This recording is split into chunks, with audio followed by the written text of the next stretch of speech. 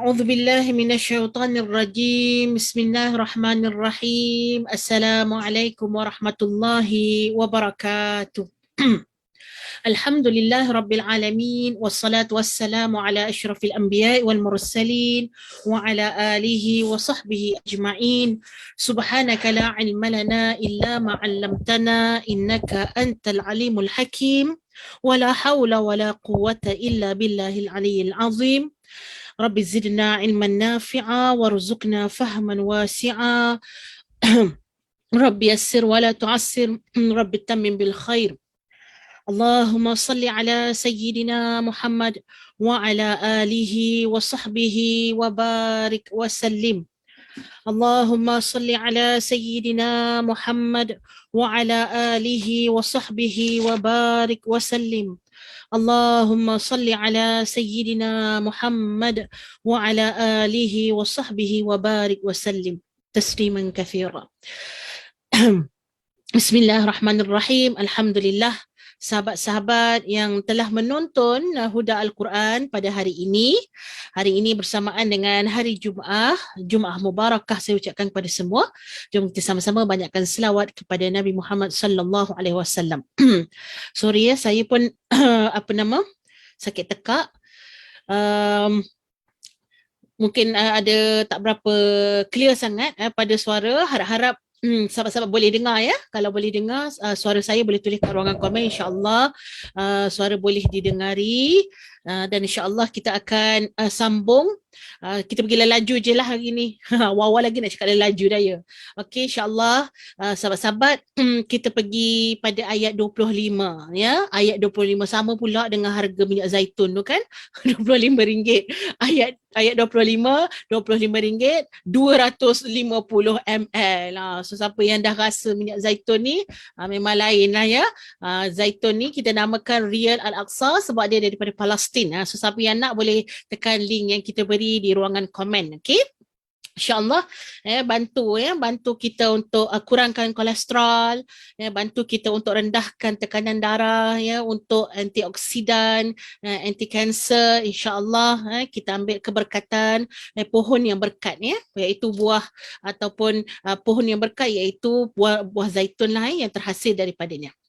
InsyaAllah sahabat-sahabat, jom kita sama-sama buka buku surat barulah hari ni sebab Ustaz semalam habiskan pada ayat 25. Pada muka surat 5. Okey, muka surat 5. Jom kita tengok sama-sama. Ayatnya panjang ya. Lebih kurang dalam 4 baris ya untuk ayat 25 ini. A'udzubillahi minasyaitonirrajim. وبشر الذين آمنوا وعملوا الصالحات أن لهم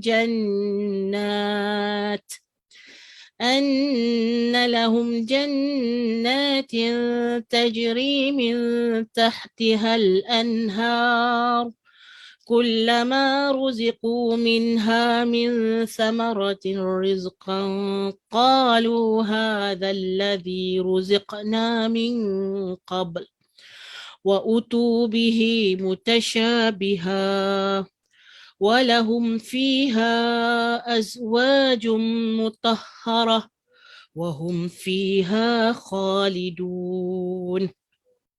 Yang bermaksud, dan sampaikanlah kabar gembira kepada orang-orang yang beriman dan yang berbuat kebaikan, bahawa mereka akan disediakan syurga-syurga yang mengalir di bawahnya sungai-sungai. Setiap kali mereka diberi rezeki buah-buahan dari syurga, mereka berkata, inilah rezeki yang diberikan kepada kami dahulu. Mereka telah diberikan buah-buahan yang serupa dan di sana mereka memperoleh pasangan-pasangan yang suci, mereka kekal di dalamnya. Baik, sahabat-sahabat, boleh kita tengok dan lihat pada ayat 25. Ayat ini merupakan satu ayat motivasi ataupun di dalam bahasa Arab ayat targhib, ta ra ghain ya ba, targhib. Ayat yang merupakan galakan kepada orang yang nak buat kebaikan. Ya, motivasilah kita sebut.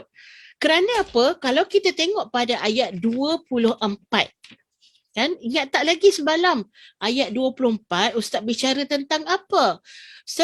Ustaz bicara tentang fattaqun nar. Jauhlah kamu, takutlah kamu dengan neraka. Allati waquduhan nas wal hijarah. Yang mana bahan bakarnya adalah manusia dan juga batu. Uiddat lil kafirin. Yang disediakan untuk orang-orang kafir. Ya? Bila Allah Subhanahu wa taala memulakan di dalam ayat 24 iaitu ancaman terhib. Apa sebut dia? Terhib.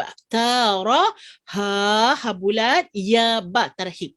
Iaitu suatu yang menakutkan kepada manusia. Jangan kamu berani-berani buat yang Allah larang. Nanti kamu akan jadi tempatnya ataupun kamu akan jadi bahan bakar api neraka yang disediakan untuk orang kafir. Bila kita menjadi orang yang membaca Al-Quran, rasa gerun bila tengok ayat 24. Takutnya, rasa takut nak buat sesuatu yang menyebabkan kita ini jadi bahan bakar api neraka. Allah pujuk, Allah galak, Allah beri suatu insentif. Macam kita kerja lah sahabat-sahabat. Bila kita kerja, apa bos kita ataupun majikan kita janjikan? Ya, awal-awal tak sign kontrak kerja tu, gaji berapa? Ya, allowance berapa? Kalau buat kerja lebih dapat bonus. Kalau performance okey dapat bonus maksimum. Kalau buat overtime, kita bayar lagi tambahan. Betul tak? Sebab itu sifat manusia. Sifat manusia ini dia semangat kalau ada ganjaran yang ditawarkan. Ya, tak salah kita ni kalau diberikan ganjaran-ganjaran begitu. Sebab kita tengok Allah mengetahui sifat dan fitrah manusia, maka Allah Subhanahu wa taala memberikan kita berita-berita gembira. Ayat apa? Targhib, iaitu bagi tahu. Ya, cuba kamu sampaikan berita gembira ni. Suka berita gembira ke tak kan? Ramai orang suka berita gembira. Tapi berita gembira ni Allah dah bagi tahu dah. Siapa yang layak untuk dapat berita gembira ni? Orang dia siapa? Jom kita tengok. Wabashiril ladzi. Beri berita gembira kepada siapa yang. Bila sebut siapa yang buat benda ni sajalah. Yang tak buat benda ni tak dapat. Dua saja sahabat-sahabat. Allazina amanu, yang beriman, wa amilus salihat, in bracket. Ini buka bracket, ini tutup bracket. Kamu nak dapat tak apa semua yang Allah cerita lepas ni ganjarannya? Apa dia punya gajinya, commissionnya, nak tahu tak? Kamu kena buat dua benda ni saja. Beriman dan beramal soleh. As simple as that.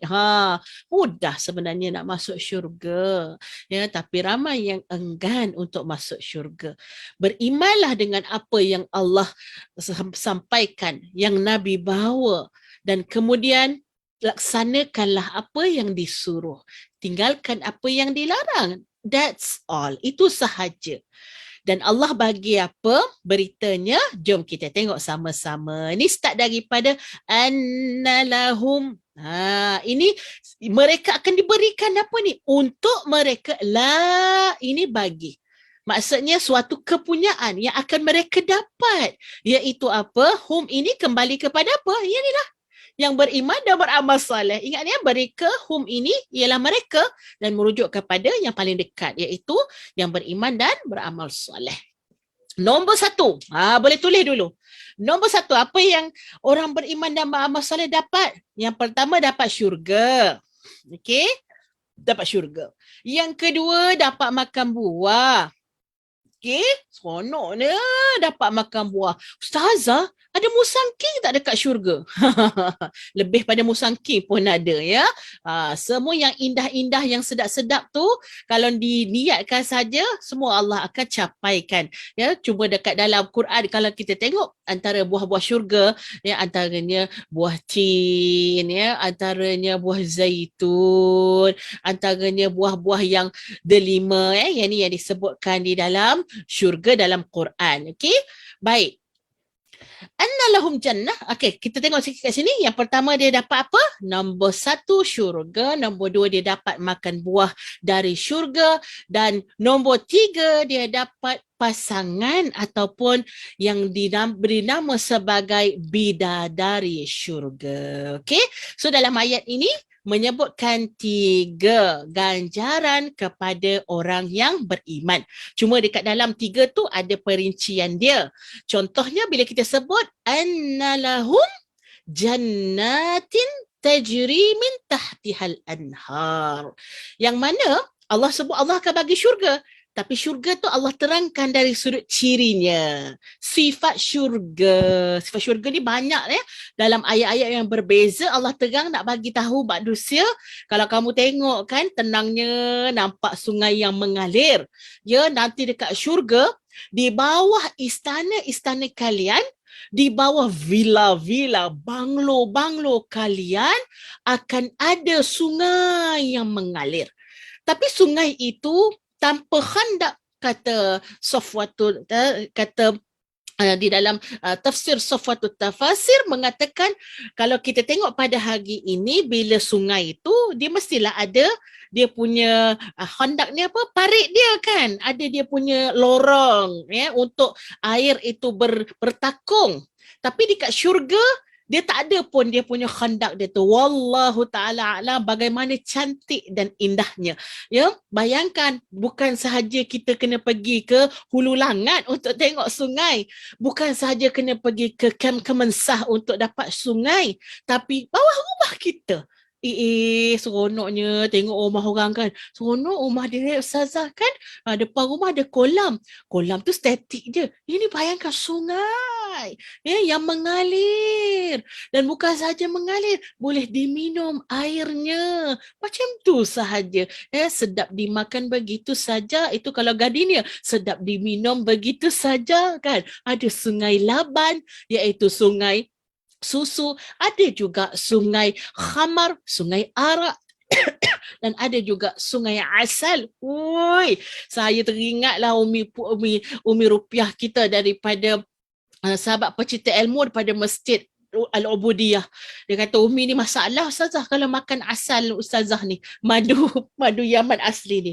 Sebab tak boleh berhenti. Dia bila makan tu, dia nak makan lagi, tak boleh berhenti. Itu bayangkan ya, asal yang asli ataupun madu asli dari dunia. Kalau dari syurga tak tahulah, hai, sedapnya macam mana kan. Subhanallah sahabat-sahabat. Itulah di antara ciri-ciri syurga, iaitu ada air yang mengalir. Okay? So, dia masih lagi di dalam sungai tadi, di dalam ganjaran yang pertama iaitu syurga. Baik, kita tengok ganjaran yang kedua. Allah terangkan, kullama ruziqu minha min thamaratir rizqa. Setiap kali mereka itu diberi makan dengan buah-buah. Diberi rezeki untuk memakan buah-buah. Okay, so secara ganjarannya, ya, manusia ni bila dia makan nasi dia tanda lapar. Ni saya nak bagi tahu kan, kita ni kalau tak lapar tak adalah nak mencari nasi. Kita ni kalau tak lapar tak adalah nak mencari main dish kan, yang berat-berat tu, roti ke ini kalau lapar berbenar lah. Dalam syurga kita tak lapar sahabat-sahabat. Tapi katalah ada orang tu ingin nak makan nasi Arab dalam syurga, Allah boleh bagi, tak ada masalah. Cuma dalam syurga kita tak lapar. Dalam syurga kita sedap. Perutnya okey, kita tak mengantuk, kan? Dalam syurga tak ada tidur, kita nikmat sentiasa. Dan bila perut kenyang, perut kita kenyang, kita just nak makan cemilan-cemilan yang sedap, ya. Orang kata lepas kita makan nasi, orang Melayu panggil apa tu nama dia kalau makan buah ni? Apa tak ingat saya? Allahumma salli ala Sayyidina Muhammad. Buah mulut. Buah mulut ke apa? Allah Akbar. Buah mulut Kenapa saya lupa? Buah apa? Bukan. Apa nama dia? Ya Allah, ya Tuhanku. Kalau orang makan letak nasi, kan dah hidang nasi, lepas tu adalah pencuci mulut. Ya Rabbi. Malu pula rasa pagi-pagi Jumaat ni. Pencuci mulut. Buah mulut pula. Buah mulut tu apa? Buah mulut tu mengumpat. Pencuci mulut. Okay? Jadi, ya Rabbi. Gelak sikit, gelak sikit. Biar oksigen masuk dekat dalam otak kita. Pencuci mulut. Okay? So, pencuci mulut ni biasanya bukan nak kenyang sangat pun, sebab memang kita dah kenyang makan nasi semua. Just nak sedap-sedap je.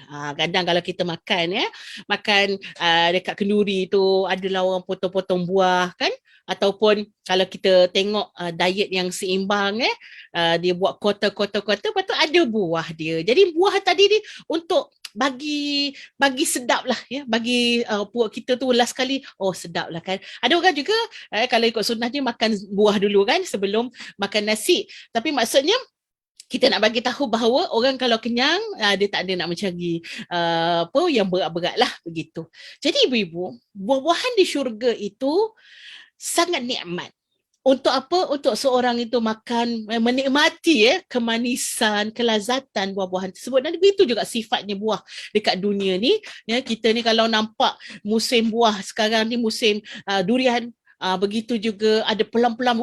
Tahun-tahun ni macam-macam pelam keluarkan yang besar, yang panjang, macam-macam. Cuma tak boleh makan banyak sangat lah. Manis, ya Allah ya Tuhanku. Saya buat ni buat ambil gula tu, dia punya gula dia mencanak. Kalau makan batu saudak pun memang susah nak turun. Sebab apa? Tak jaga buah-buah diet ni tak boleh. So kalau tak boleh makan yang tak manis lah. Baik, cerita pasal gula pula ya. Okey. So sahabat-sahabat, bila kita sebut tentang buah tadi, mereka pun dapat buah daripada yang diberikan oleh malaikat penghuni syurga ni. Dia kata sama je macam buah yang makan kat dunia dulu. Mana ayat dia? Kullama ruziqu minha min thamaratir rizqa qalu hadha alladhi ruziqna min qabl. Kata sama je, ni dah pernah makan. Kan banyak cengkadak pula kan. Itulah sebab kan duduk dalam syurga segalanya nikmat, boleh minta apa saja dia minta. Sebab apa? Dulu kat dunia dah penat. Dulu kat dunia dah Allah uji, dah sabar ya, dah duduk dalam kesusahan. Sekarang kat dunia minta je lah. Cakap dengan malaikat. Sama je malaikat macam buah kat dunia dulu. Lepas tu dia disebutkan ayatnya wa utu bihi mutasyabiha. Maka dia kata dan mereka diberi dengannya yang serupa. Dia mutasyabih. Bila sebut mutasyabih ni macam sama tapi tak serupa. Macam tu. Maksudnya mungkin kamu tengok luar dia, samalah ustazah, dulu kat dunia pun beli anggur juga kan, grape seedless, anggur tanpa biji. Ini pergi syurga pun dapat anggur tanpa biji. Dia komplain kat malaikat kan. Malaikat ni sama je macam kat dunia. Allah kata apa? Yang diberi kepada mereka nanti itu nampak macam sama. Mungkin rupa bentuknya sama. Tapi rasanya tak sama. Lagi sedap. Extravaganza.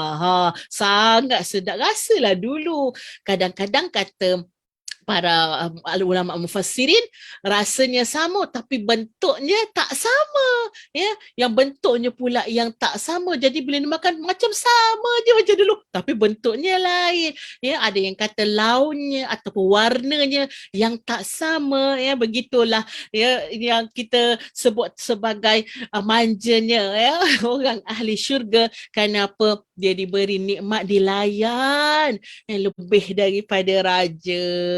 Jom kita tengok hadiah yang ketiga ya. Macam nak umum ke pemenang pula. Hadiah yang ketiga jatuh kepada ialah ahli syurga ditawarkan dengan bidadari syurga. Okey?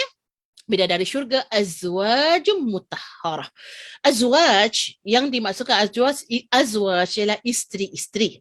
Okey? So bila disebutkan kat sini isteri yang suci. Siapa isteri yang suci itu? Ialah pasangan kepada lelaki-lelaki, iaitu bidadari syurga. Bidadari syurga ini dia ada sifat. Sifatnya apa? Mutahharah.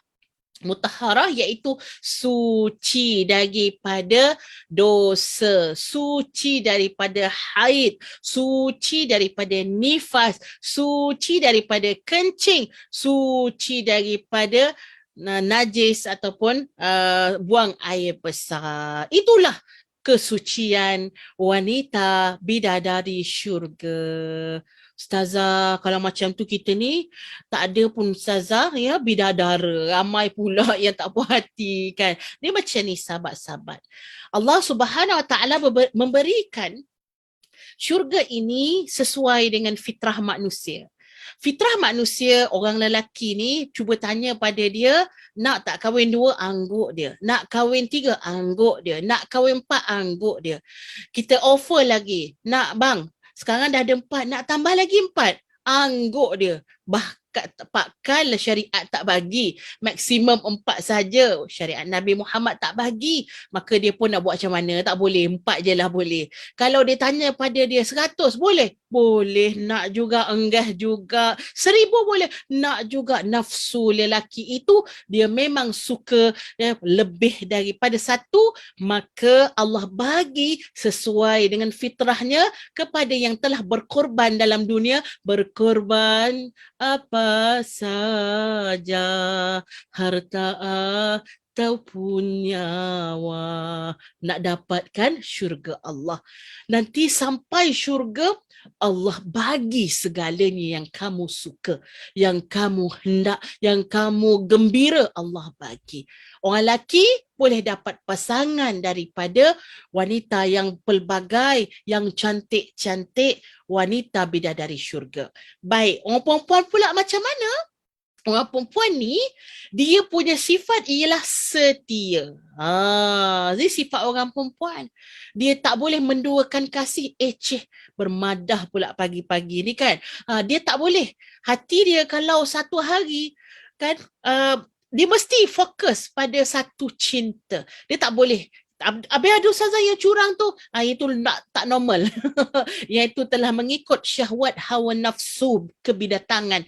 Bila perempuan itu keluar daripada kenormalan dia ataupun kebiasaannya, dia akan menjadi perempuan yang mengikut nafsu binatang. Memanglah dia tak akan. Tapi lelaki tak, dia memang fitrah dia begitu. Baik, jadi perempuan dia setia.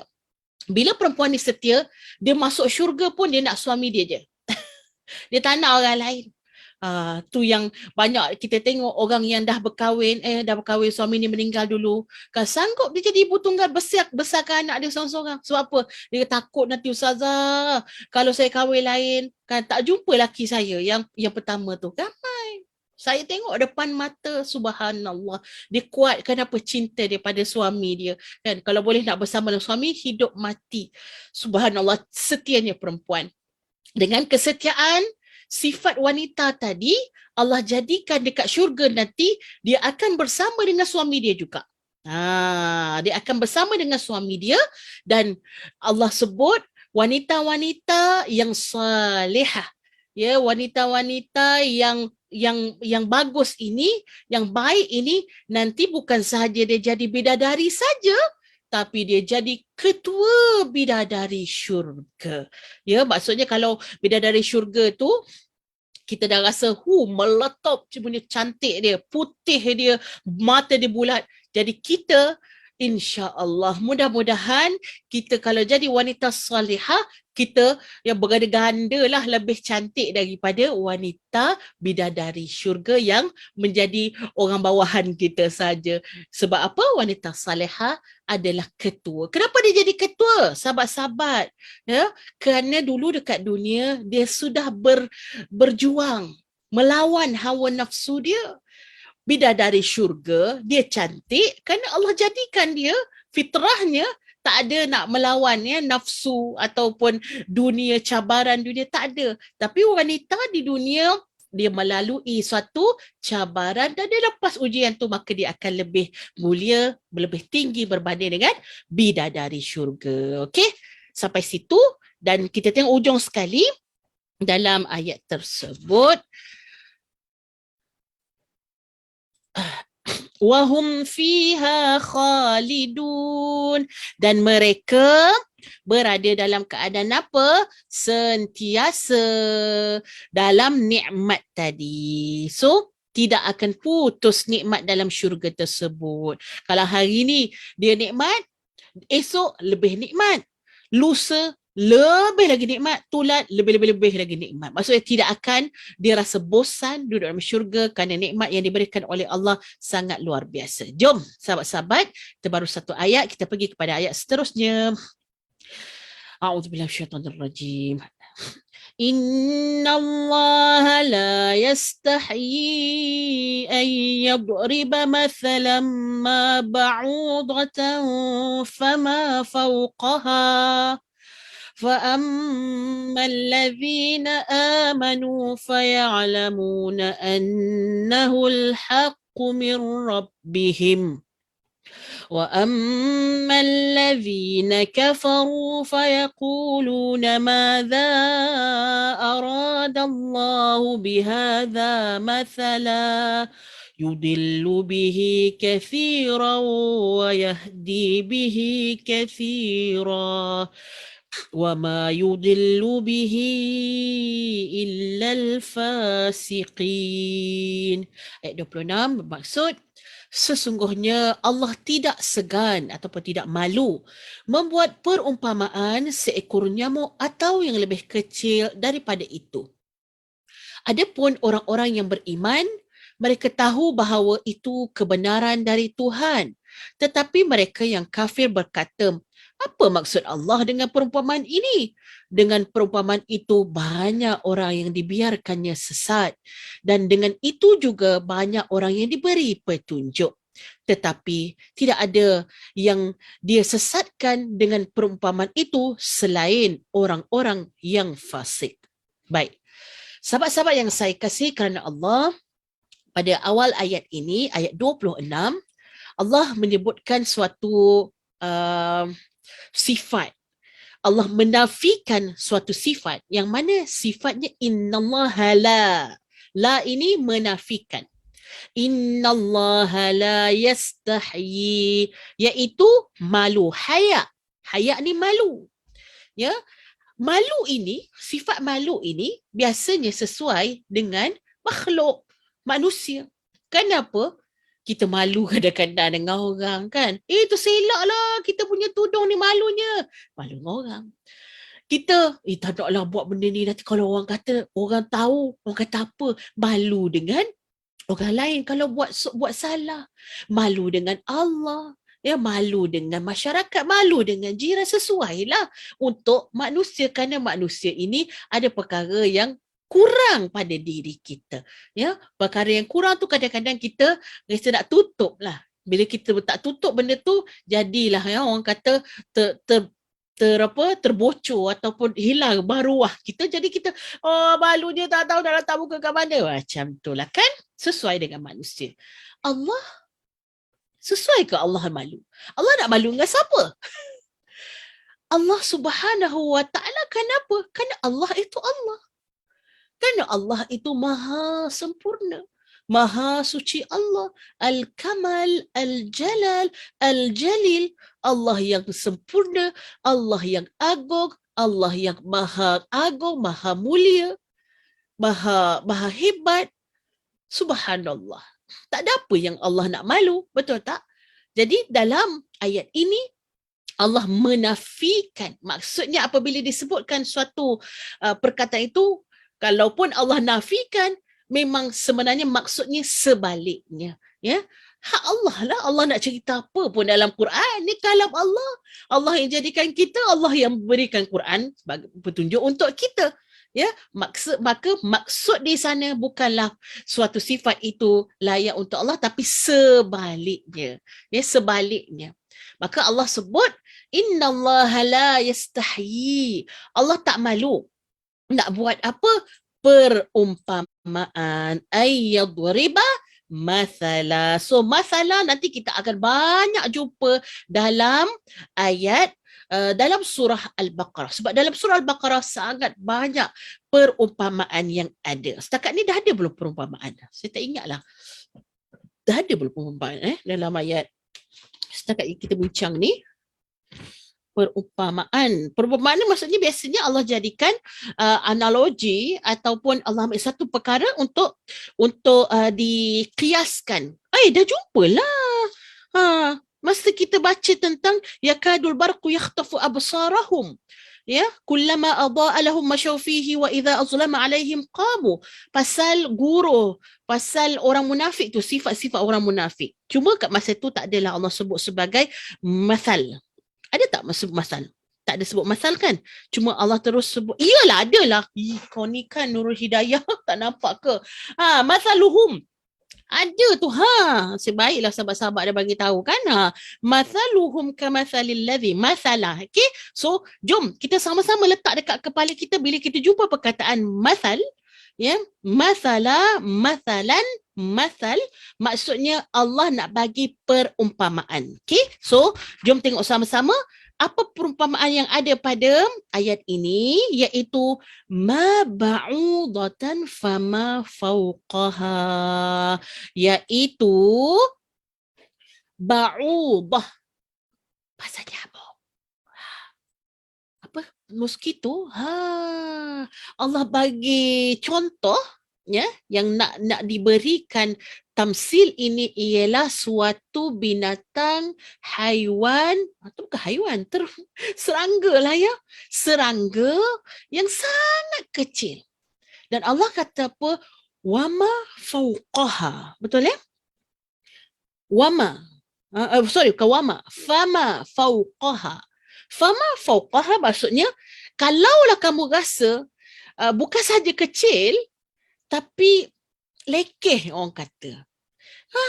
Nak bagi apa? Nak bagilah perumpamaan yang besar sikit. Tapi Allah bagi yang paling kecil. Allah kata kalau Allah bagi yang lebih hina pada tu pun Allah tak malu. Begitu. Ya sahabat-sahabat, maka dengan misal yang kecil ini, iaitu misal sekecil ataupun sehina nyamuk tadi, ya, tak ada siapa pun pernah menghargai seekor nyamuk. Kenapa? Tak ada apa ustazah kan. Tapi dengan nyamuk tadi kita boleh tengok akan berlaku dua perkara. Akan terpecah dua golongan. Golongan yang apa? Satu golongan yang jadi sesat kerana nyamuk, dan ada golongan yang mendapat punca untuk dia mendapat hidayah hanya kerana tamsil Allah tentang nyamuk.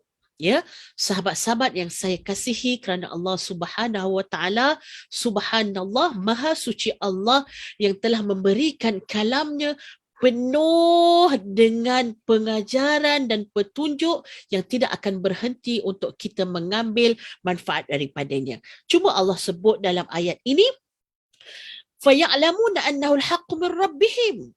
Sebab apa ada sebahagian orang yang boleh mendapat petunjuk? Kenapa? Dia telah beriman dan dia tahu apa yang Allah sebut itu semua hak Allah. Semua benar. Allah boleh ceritakan daripada sebesar-besar alam sampailah sekecil-kecil nyamuk. Ini siapa? Orang yang beriman. فَأَمَّا الَّذِينَ كَفَرُوا. Nampak tak? Orang yang beriman dia akan makin baik bila dia tengok perumpamaan daripada Allah, makin dia rasa Allah. Dia rasa benar, hebatnya Allah walaupun hanya dengan seekor nyamuk. Tapi orang kafir sebaliknya sahabat-sahabat. فَأَمَّا الَّذِينَ كَفَرُوا. Golongan kedua dengan tamsil Allah tadi dia kata apa? مَاذَا أَرَادَ اللَّهُ بِهَذَا مَثَلًا. Allah nak apa ya? Dalam keadaan persoalan tadi, persoalan yang menafikan ayat ataupun tamsil yang kecil, dia kata Allah, hai, macam ni pun nak bagi perumpamaan. Macam tu. Allah nak apa ni daripada seekor tamsil ataupun contoh pada nyamuk ni, nak buat apa? Sampai macam tu. Kerana apa? Basicnya dia kafir. Dan akhirnya Allah bagi kesimpulan bahawa dengan tamsil yang satu ini, iaitu tamsil tentang nyamuk, ada ramai orang yang menjadi sesat dan tak kurang juga ramai orang yang mendapat petunjuk. Jangan risau sahabat-sahabat, yang sesat tadi itu wama yudillu bihi illal fasiqin. Yang sesat tadi hakikatnya bukan Allah saja zalimkan diri dia untuk menyesatkan diri dia, hakikatnya dia adalah orang yang fasik. Apa orang fasik? Orang fasik ini dia berbeza dengan orang yang kafir. Orang kafir yang memang dah tertutuplah hati dia. Orang munafik pula orang yang Islam luar dia, dalam dia benci Islam. Orang fasik orang yang sentiasa orang kata istiqamah, tak baik pula cakap istiqamah kan, berterusan dengan dosa tanpa taubat. Na'udzubillah min zalik. Bila orang yang sentiasa berterusan dengan dosa dan maksiat sehingga sudah menjadi biasa, biasanya orang begini dengan perbuatan dia itulah yang dia akan menyesatkan diri dia. Dia tak akan dapat petunjuk kenapa perbuatan dia sendiri. Begitulah ayat pada ayat 26 di dalam surah Al-Baqarah. InsyaAllah Ustaz akan sambung sebab saya ingatkan tadi saya sempat masuk lagi sifat-sifat orang yang fasik tu macam mana, sebab kan hujungnya Allah sebut illal fasiqin. Kita nak tahu kan orang fasik tu macam mana? Ini dia punya penerangan pada ayat 27. Pada ayat 27 penerangan dia iaitu orang yang allazina yanquduna ahdallahi min ba'di mitsaqih, iaitu orang yang bila Allah berjanji dengan dia, kita berjanji dengan Allah, kita berjanji dengan Allah dalam alam rahim nak buat apa tuntutan Allah. Tapi bila masuk dalam dunia ni lupa segalanya. Kita yang batalkan janji kita dengan Allah. Iaitu apa? Kita nak buat taat dengan Allah tapi yang taat tak buat. Kita nak tinggalkan dosa, tapi yang dosa lah kita buat. Itulah ciri-ciri orang yang fasik. Okey, sahabat-sahabat, terima kasih kerana menonton Huda Quran pada hari ini. InsyaAllah hari ini kita cari masa sempat-sempatkan baca surah Al-Kahfi. Jumpa lagi pada minggu hadapan. Jangan lupa siapa yang nak dapatkan Real Al-Aqsa, olive oil, yang ni extra virgin extra virgin apa nama bahasa Melayu dia? Saya pun tak tahu nama bahasa Melayu dia apa, sebab memang dia tulis extra virgin kan. Extra virgin ni, so jadi boleh dapatkan dengan link di bawah ataupun PM sahaja kami dengan harga RM25, 250 ml. Sangat bagus kalau kita nak letak kat rambut pun bagus, kita nak makan bagus ataupun nak letak dekat kulit bagus ya. Terima kasih banyak-banyak. Assalamualaikum warahmatullahi wabarakatuh.